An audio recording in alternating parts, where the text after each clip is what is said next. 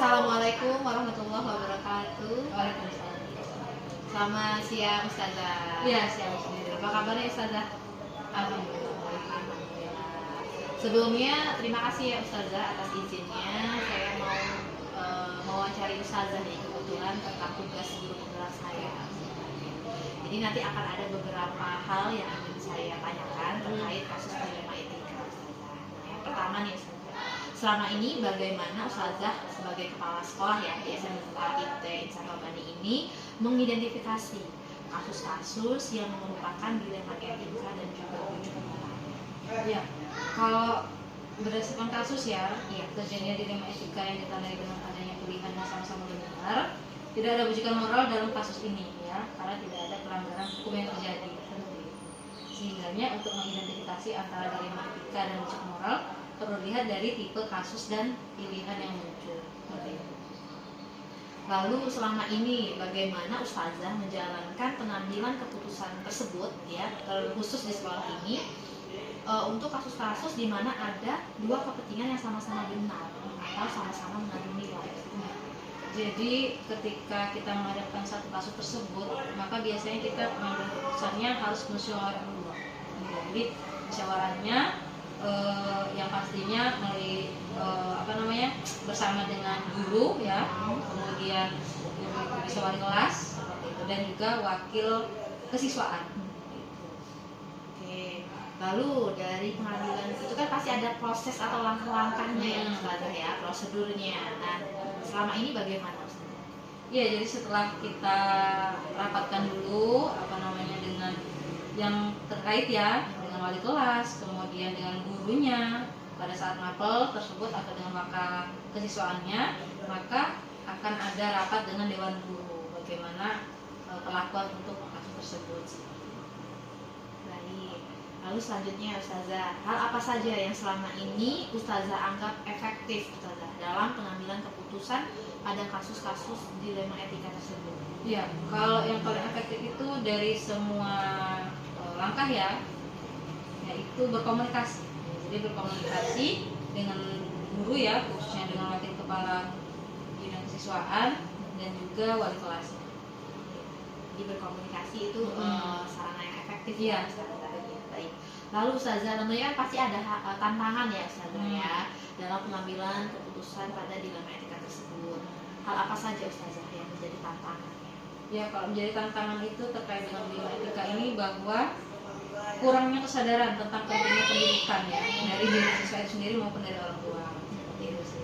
Khususnya di sini ya, apalagi kan di sini Islami ya Ustazah ya. Artinya kita memang ditanamkan nilai-nilai Islamiannya. Lalu selanjutnya, apakah Ustazah sendiri memiliki jadwal tertentu Ustazah dalam sebuah penyelesaian kasus dilema etika tersebut? Apakah memang langsung di saat itu eksekusinya atau memang ada jadwal khusus untuk penyelesaiannya? Kalau jadwal khusus enggak ya, yang penting itu tadi ketika kejadian kita berkomunikasi, kemudian dicari tempat waktu yang tepat langsung seperti itu. Jadi kondisional itu aja sih ya, kondisional di komunikasi. Selanjutnya, adakah seseorang atau faktor-faktor penunjang yang selama ini membantu Ustazah dalam mengambil keputusan kasus dilema etika ini? Ya, sangat membantu itu guru ya, guru, kemudian terkhususnya wali kelas, karena langsung berkenaan dengan anaknya sendiri ya kan. Guru itu kan adalah orang tua anak di sekolah, jadi sangat membantu itu ya guru, wali kelas. Juga nanti kalau sudah sampai ke wakasih, saya ke wakil kesiswaan. Kaitannya langsung dengan mereka-mereka memang menangani yang bermasalah tersebut ya. Terakhir Ustazah, dari semua hal yang telah disampaikan tadi ya oleh Ustazah, kemudian apa yang sudah saya terima, pembelajaran apa yang dapat Ustazah petik dari pengalaman Ustazah dalam mengambil keputusan di dilema etika ini? Ya.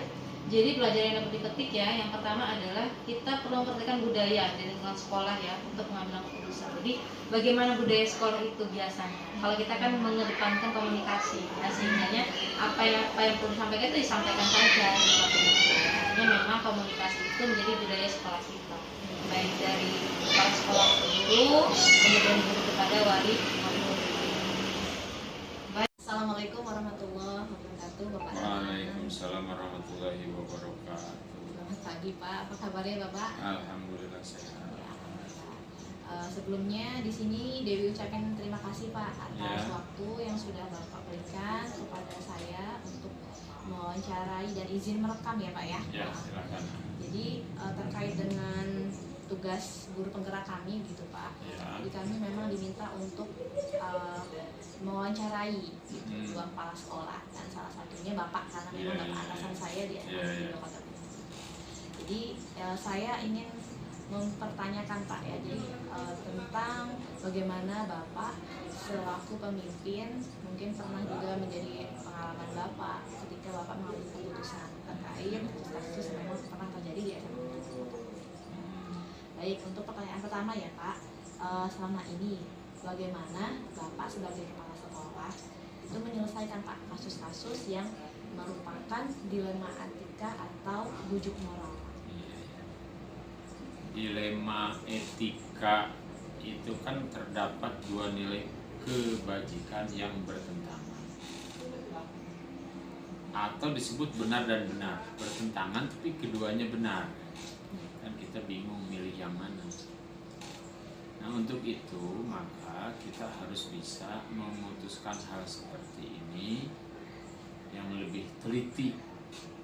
Kita lihat apakah yang satu ini lebih menguntungkan dibandingkan yang satu, atau apakah yang satunya banyak ruginya dibandingkan yang satu. Sama, dua-duanya benar, dua-duanya bisa diikuti, tapi dari kedua itu harus dipilih satu. Maka kita harus ambil keputusan sesuaikan dengan norma, sesuaikan dengan adat lingkungan, etika masing-masing.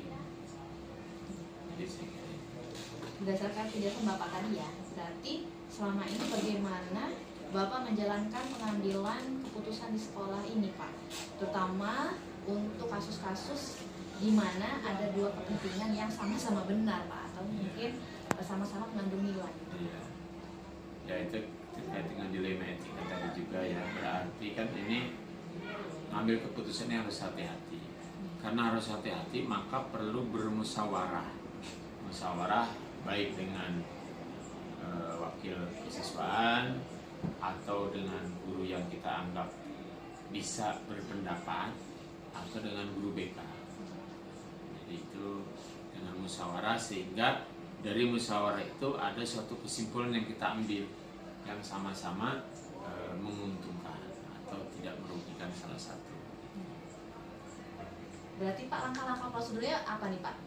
Pertama kali itu Pak, pertama kali sampai kasus permasalahan itu terselesaikan Pak. Ya. Prosedurnya kan dilihat dulu permasalahannya apa. Nah, itu permasalahannya apa. Kemudian setelah tahu permasalahannya apa, baru didiskusikan bersama tadi yang saya bilang dengan Wakasek, dengan kurikulum, dengan kurikulum atau semua Wakasek ya, atau dengan guru BK atau dengan guru senior. Dari diskusi itu kan akan mengerucut ke satu kesimpulan. Nah, ambillah kesimpulan itu yang sama-sama simbiosis mutualisme, saling menguntungkan. Karena kita ini kan bekerja harus apa ya, istilahnya itu kolektif kolegial, tidak hanya keputusan satu orang yang diambil gitu, tidak seperti itu. Berarti berdasarkan pengalaman Bapak ya Pak dalam menyelesaikan kasus-kasus tersebut, hal apa sih Pak yang selama ini Bapak anggap efektif dalam mengambil keputusan pada kasus-kasus dilema etika? Ya, itu tadi musyawarah itu. Jadi hal yang efektif untuk mengambil keputusan yang bingung mana yang harus diambil, tentu dengan musyawarah. Karena dari musyawarah itu, dari berbagai macam pendapat, kan nanti akan mengerucut pada hal yang tadi saya bilang saling menguntungkan. Jadi intinya dengan musyawarah. Tentunya pasti ada tantangan ya Pak ya dalam pengambilan proses keputusan itu. Apa Pak? Hal apa yang menjadi tantangan Bapak dalam mengambil keputusan dalam Tantangannya dari dirinya masing-masing ya, dari dirinya masing-masing berkaitan dengan karakter.